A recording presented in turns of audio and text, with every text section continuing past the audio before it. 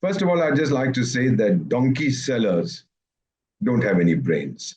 And this is not meant to be an insult to the donkeys. It's meant to be an insult to the donkey sellers. You know what I'm referring to. Now, we are going through a very interesting period in our relationship. I call it the insanity of insecurity. When a nation or people are insecure, when they're afraid of the future, their behavior becomes irrational, insane.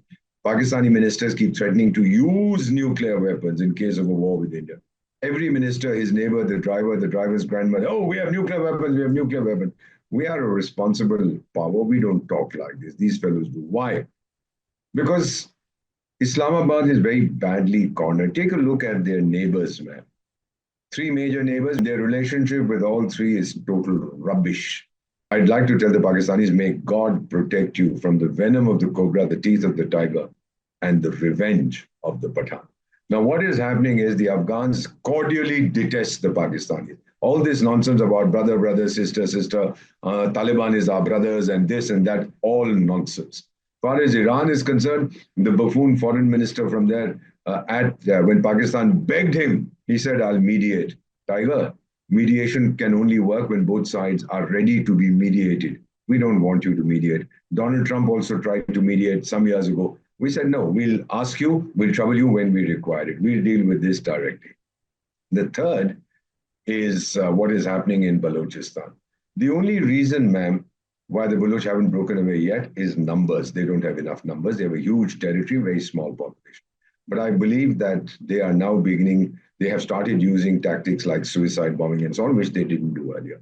So Pakistan, to use an American expression, is up creek without a paddle. Forgive the language.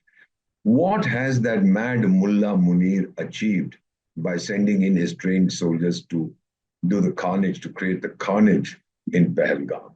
Now he's going to get a pagham from Pahalgam. What did you achieve? Can you want it to frighten us? What has happened?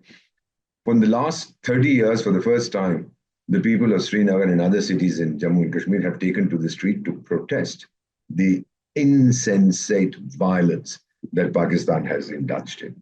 Earlier, they would take to the streets whenever a militant was killed, and they would shout and scream it like that Pani, Wani, Ghani fellow, whatever the chap's name. But this time it's against Pakistan. That's the first unintended consequence. Robert Merton's law, unintended consequence. The second, ma'am, is that across the world, Pakistan stands isolated. Not one country has said, we support what Pakistan is doing. Not even their father-in-law, China, which, by the way, cordially loves Islam because they have incarcerated 1.5 million Uyghur Muslims. In effect, China detests Islam. They have no reason to be friendly with Pakistan except other than to trouble us. Then, of course, there is that wannabe Sultan, the Ottoman fellow, that buffoon sitting in Turkey has enough internal problems. Even he hasn't opened his mouth. That's the second consequence. That means the isolation of Pakistan is growing by the minute. I'm not even saying by the hour or by the day. And the third unintended consequence is that all the parties, the political parties in India that opposed the present regime, not that they don't like India, but they are unhappy with Prime Minister Narendra Modi, who's insanely popular. So they started saying funny things, but now they've all come together to support the government. And the final thing that we will do, which Pakistan is frightened of terribly, is kinetic military action. I believe that mad Mullah Munir, the so-called army chief, he's fled the country. And I'm not saying this. Some of my American friends have said they've seen a chap looking like him wearing a golf cap walking around somewhere in the United States, New Jersey or somewhere else. They feel that he has run away. We are told that the other senior chaps have sent their families away. They fear a strike from India. So what we have done today, ma'am, is totally isolated Pakistan. He doesn't have a friend. He's begging everybody. The Saudi prime minister, so to speak, the crown prince's entourage. I have some friends, I speak Arabic. They tell me that they don't answer phones coming from the Pakistani government or the Pakistani leadership because they'll beg for money. So they don't even respond to the call. So he has reduced himself to the laughing stock of the world. But every time for his own people, he's been selling them snake oil for generations. We'll do this, we'll do that. We're the greatest country in the world. We're the richest country in the world. Arrant nonsense. Hamare Taliban Bhai, the Taliban Bhai, detest you cordially because they consider their border to be the Sindhu, not this so-called, whatever you call that, the the Durand Line and so on, which is the British Indian Foreign Secretary 130 years ago. So what we are now looking at is the total isolation and the possible splintering of this mad nation. People have been, their minds have been polluted. When I see them on television, on YouTube, etc., all they talk, "I'm ye kar denge, I'm wo kar denge," they're not capable of doing anything. May I just say, ma'am, that I have a group of former senators, congressmen, academics, journalists, thinkers, thought leaders in the United States. We're on WhatsApp together. One of them said to me, and I think he reflected the views of billions of people across the world. He said, Pakistan's existence in its present form is no benefit to the planet. Its disappearance in its present form will be no loss to the planet. People are sick and tired of this country. They just don't understand those buffoons. Their minds have been taken out in surgical strikes, maybe by Chinese fellows. Finally, let me just put it to them, why does China even care about these guys? You remember, ma'am, that just before the Second World War, the First World War, I beg your pardon, the Japanese, and again, before the Second War, the Japanese has solidly clobbered China. They are very scared.